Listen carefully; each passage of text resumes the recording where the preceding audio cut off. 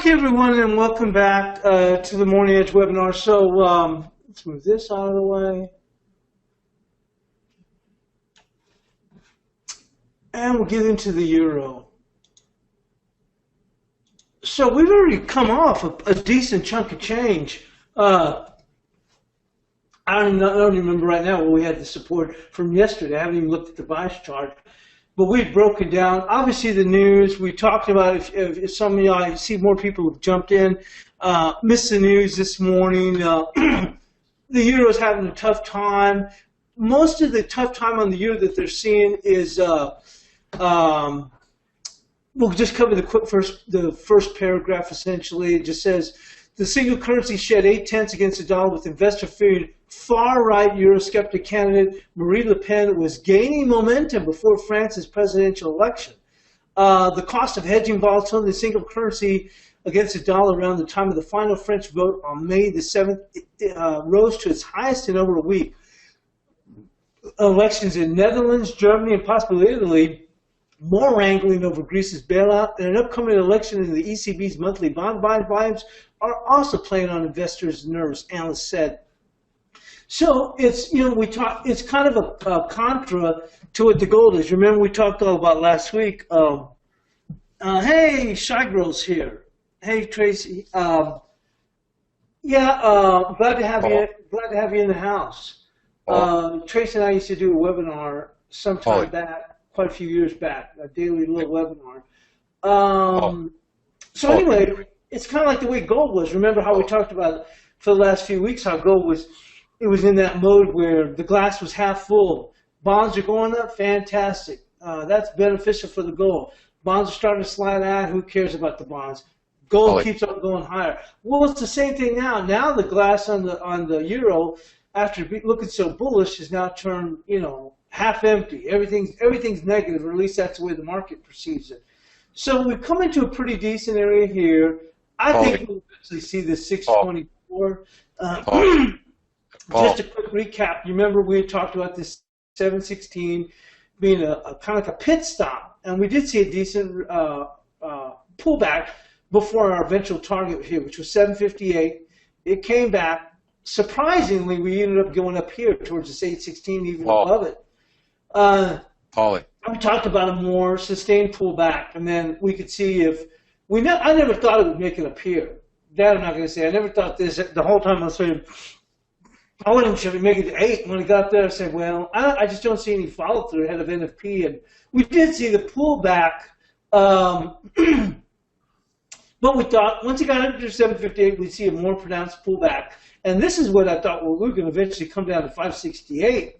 I thought the old bias pivot, I thought that's what we're going to go to post, on the FOMC.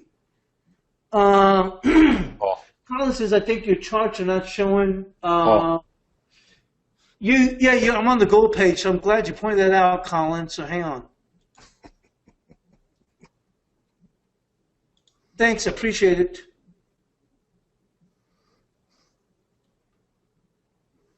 Paul. Oh, you're saying Kip was buzzing in. Okay, sorry, because I'm over here talking, so hang on one moment. Hey.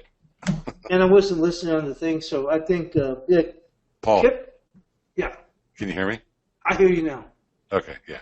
I was just trying to interrupt because you were stuck on that gold screen. Yeah, I don't even know. That's why I usually look at it on my iPad, and I wouldn't even pay attention. But thank you very much. All right, man. All right, bye. So anyway, let's jump back here and let me adjust the volume lower on this iPad. Yeah, I didn't have even the earpiece on. So anyway, let's get back on here, back to the euro we talked about. So we had talked about, we'll recap again real quick. We had talked about the 716 and pullback. We thought our eventual target was 758 before an overall pullback. We thought we could even see 568, after the FOMC, because I thought there was a chance that the Fed would raise. But then by Tuesday, I was telling y'all I read the Gartman letter, and they were saying, which it's a good, and people like to give him a hard time, but he gives some pretty good thorough analysis. But anyway, he had pointed out that 2 of the hawks had been rotated out of the voting. So it was like, almost no chance that they're going to raise now. So that basically, like they say, the old funny thing happened on the way to the pavilion. So that took out that scenario, and that opened the door for the euro to eventually go higher.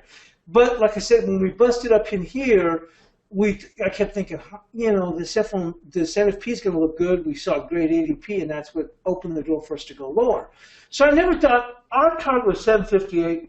I was shocked honestly, when it was getting up here up to this 8. I thought it was crazy that people were going to be, you know, we talked about that. Well, who's going to be buying at this price? It's crazy because if we pull back even 50, 60 pips, these people are going to be nervous on what may be a good NFP, which it was. So I think we've come back here. We've come almost close to this 38%. So now when we look at here, and I shared this with on the WizeTrade alerts and also the chat room, daily chat room, we came down here, and I thought we were a little bit overdone. And I was telling the guys and gals, hey, look, we got the 643, the 38%, and also the zone here. This should be supported. So we started to work higher. This is how I kind of think it's how this will play out. I still think eventually the euro will be considered, you know, bullish. We may have to do some homework. We'll probably eventually come down here to the 624, maybe even get a little bit past it.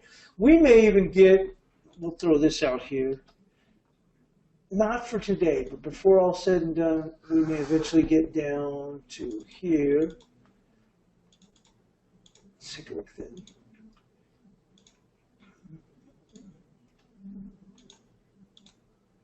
And that would be, that's for another day, but eventually we could get to 609. Remember the significance of 609? Come back over here. Remember how the 609 was huge? It actually was 609 was huge on the way back, on the way down. Remember correctly, on the way down, 609 was really huge. This is right here. Remember all that vibe and action that was going on? You see here? Here's 609. There, you see here? Remember how there was a lot of action going on here? 609 was so key, and even on the way up, notice how the market was held up by the 609. The market couldn't get past the 609. So eventually it looks like we may just come back and retest the 609, because that's what I'm saying. The market never forgets the levels. Yeah, and thanks, Frederick. Frederick was telling me, and LB was trying to tell me, hey, kept trying to get a hold of you. And so was Steve. So I appreciate it, guys. As well, Rick and Colin. So for today, we're pretty much overdone. Let's say for today, we're going to call support here at 643 to 38% for today. I mean, we might dip back down here and test, but we've had a pretty good little chunk, chunk of change fall here. So we're going to go with 643 for support. So let's pull this down. I usually don't. I'll put it up like this so that no one gets confused and thinks, oh, okay, here's support. Oh, we're past support. Let me buy it. And then they find out that, hey, look, we hadn't had a chance to update. So here's support at 643, that 38%. And let's see where resistance is.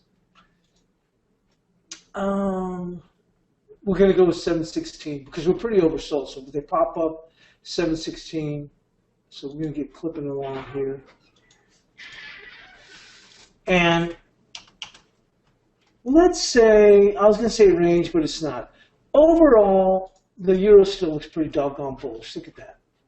So we're going to keep that bullish mode, and let's move into the cable.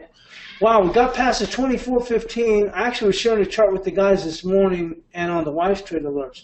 And I was saying, hey, look, we're at 23.62. I think that we were overdone. Now, we've been looking for this market to get down to 24.15 for a few days. Remember that? So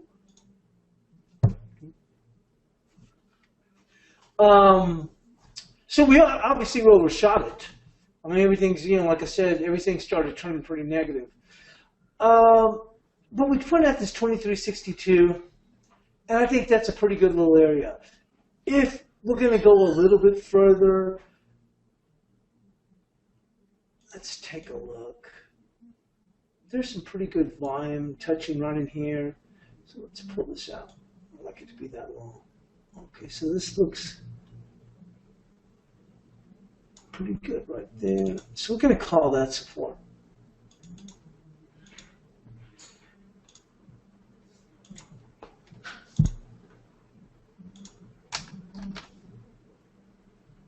we're going to say 2331. Now this whole area 2362 I think is already good because this is the top of the zone. We're going to pull this out.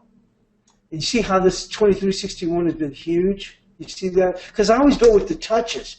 So you see here, look, not able to, they're going beyond it, but they can't close below it. And then there's a nice little congregation there on the way up. Notice how 2361 stops it, or 2362.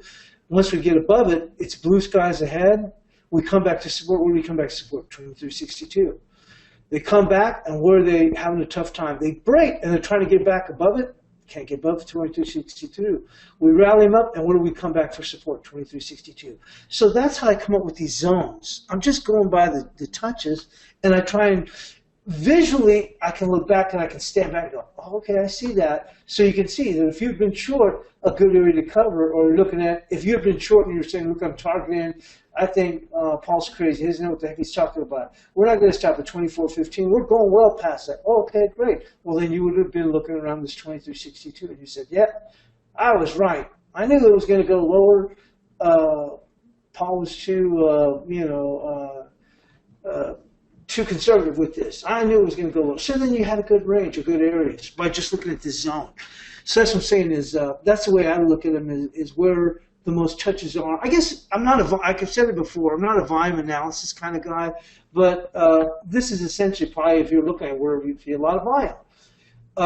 Because I always say, who bought the bottom tick or pip, and who sold the top tick or pip. So I just try and go with the most touches, which is, you get a little closes and stuff, just where you see volume. So you see right here, touch, touch, touch, touch, a high here, there's close here, and look where the market runs out of gas, 2701.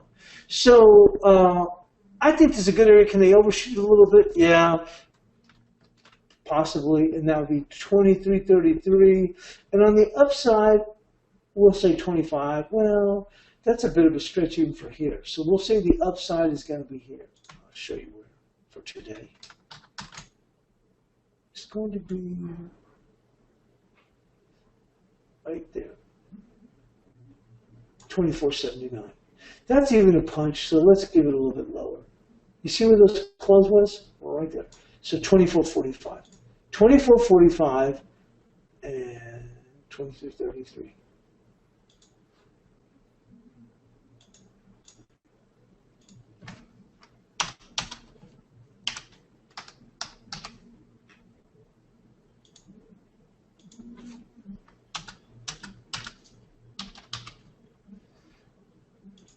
I'm still going to stick with this range because look at this. We're kind of in a range. See how, if you look at this on a bigger scope, obviously it's a 2-hour chart, but if you back it up, back to October, you can see, okay, well, they're in this big old range.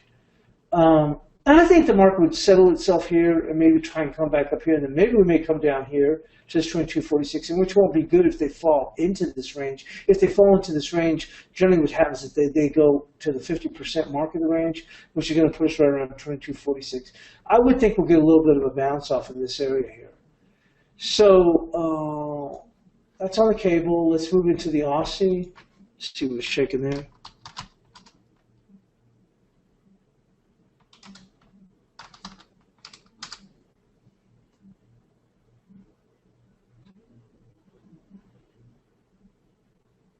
And we have 75.84 and 76.84. So we're starting to slide. Let's see. Let's clean this up a bit.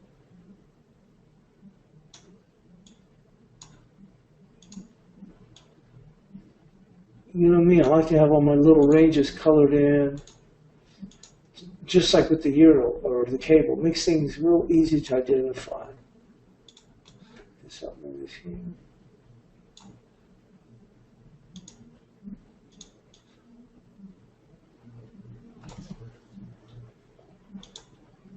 Basically, the way I just trade is I just trade off of the price structure of the market, the structure of the market. Technically speaking, a lot of people say, I just want to look at technicals. I don't care about news or anything. And this is the way, I mean, if that's the way you're doing it, yeah, that's the way you would end up doing it here. So technicals are a lot of different things too. They're not just let's say moving averages, things, it encompasses a lot of things. I mean, or is it just patterns, looking for flags or whatever? The way I look at it more, I don't necessarily go with patterns, although we did have that, remember the old busted up, beat up looking cup and handle, which came out pretty well. I look at the structure of the market. And it's and then within, as it moving from level to level. So I still think we're way overdone here in this Aussie dollar. It's holding up really well. So we'll say, I think we had this support, must have been right here. So let's take a look.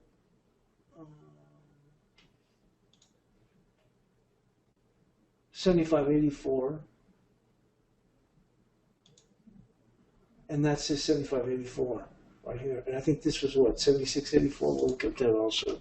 76.85, 76.86. I don't think nothing's changed. I think they will make it down here, and you'll probably get a bounce off of 75.84, but you'll probably ultimately end up testing. I think eventually, if we're going to go low, we're going to come down to here, right there. Matter of fact, let's just keep that as support. I think we'll eventually overshoot it. So I think you'll find some support here around the 75.85, but I think eventually we'll come down here, which is 75.60.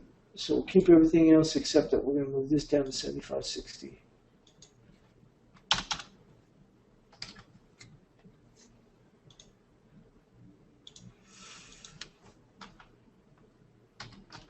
So let's move into the Kiwi. We're trying to make up some time. And I like to still check with the comments. So Bill says, wow, FXCM banned from doing business in the U.S., fired 150 employees in U.S. operations.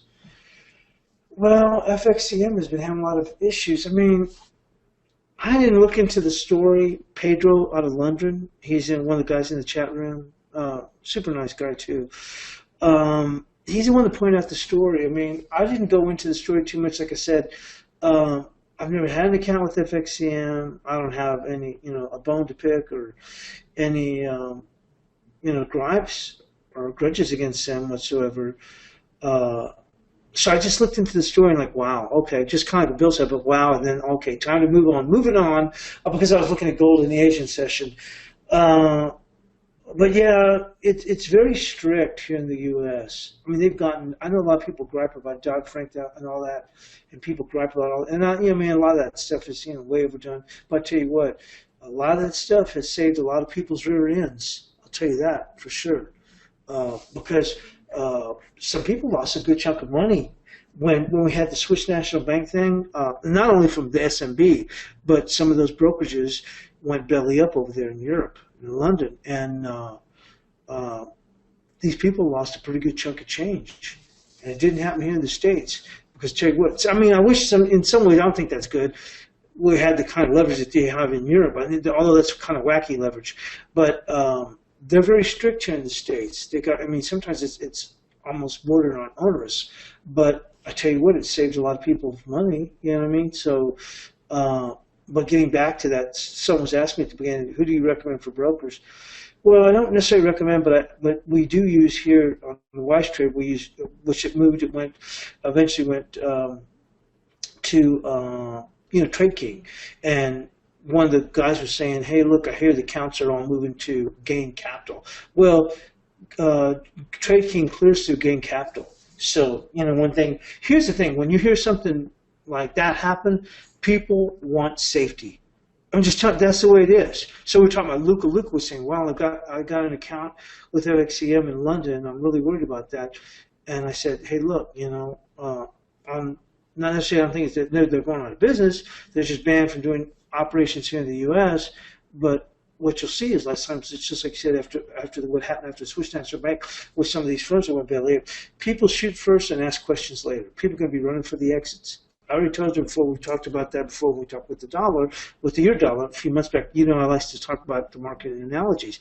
And I would say, hey, look, when you smell smoke in the theater, let me just get up nice and slow. I mean, just ready to get the hell out of Dodge. And I think that's going to happen. You're probably going to see a lot of people closing their accounts. And I think Luca was saying he was going to do just that. I'm not advocating that. I'm just telling you, just trying to say, hey, look, just telling you what happens in a situation like that. In a situation like that, people want safety, and so they're going to go with, and so I know the Trade King, clearing through gain is huge, liquid is all get out, so people want to know that their money's safe. The market's tough enough. We've all, made some few nickels, and I've certainly had my share of losing nickels, more than nickels. But I'm just saying the same. You want to make sure your money's safe. You know what I mean? That you can get your money. So what's the old saying? I'm not so the current concerned about the rate of return as much as the return of my money or return of my capital. But anyway, let's go on and move on. So let's get into the Kiwi. We're looking at 72.75, 73.25. Thought I'd mention that because that's the big story for today. Everybody's talking about it. So 72.75, 73.25. So here's the bias pivot. So we're going to stick with this bias pivot. We're saying resistance is here, 73.25. We're going to stick with that. Nothing's really changed. This thing is pretty doggone bullish. I'm not a trend line kind of guy, but I guess we're going to have to draw a trend line here because this looks pretty good.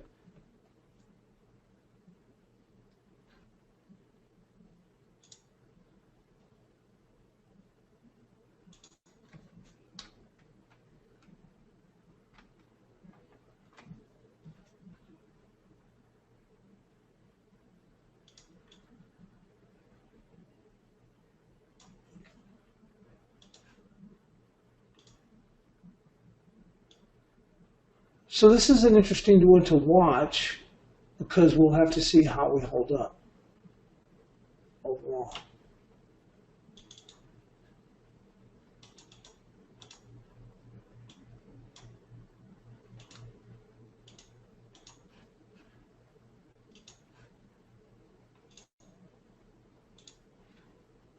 So it's going to remain the same here with the Kiwi. Nothing's going to change. We're going to keep the 72.25, 73.25. I think we'll eventually get to this bias pivot.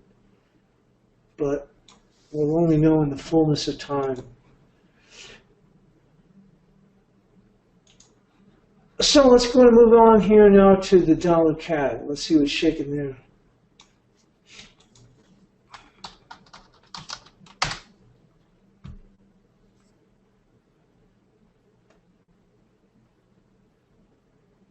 Holy smokes, this thing has really taken off.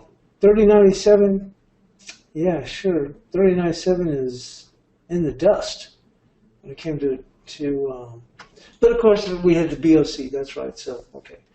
32.18, there it is, there you go, on top of the zone. That's what I'm saying is, all I'm trying to do is just look at it as it moves from level to level, zone to zone. So you can see this 32, it didn't make it to 32, it ran out of gas just right before. Ran out of gas at 32.12, and then we got this zone. So 32.18 is resistance, and support's going to be 31.31.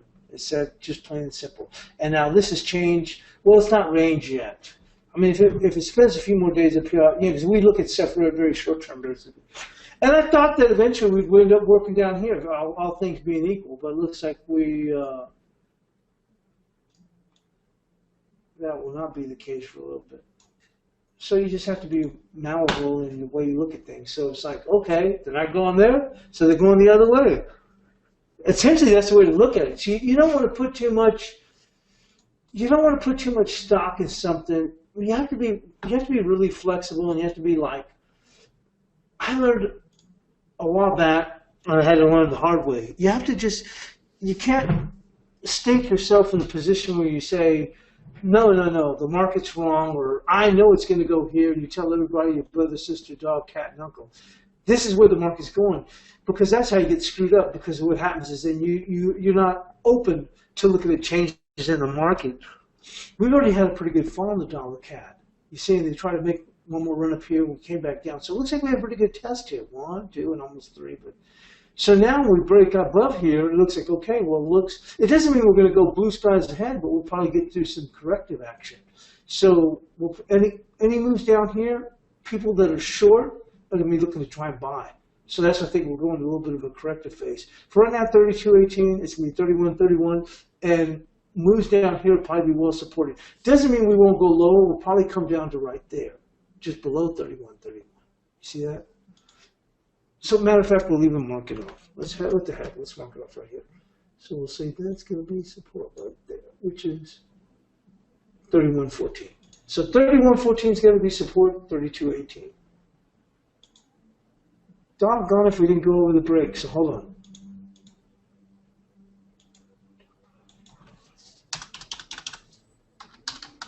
And 32.18.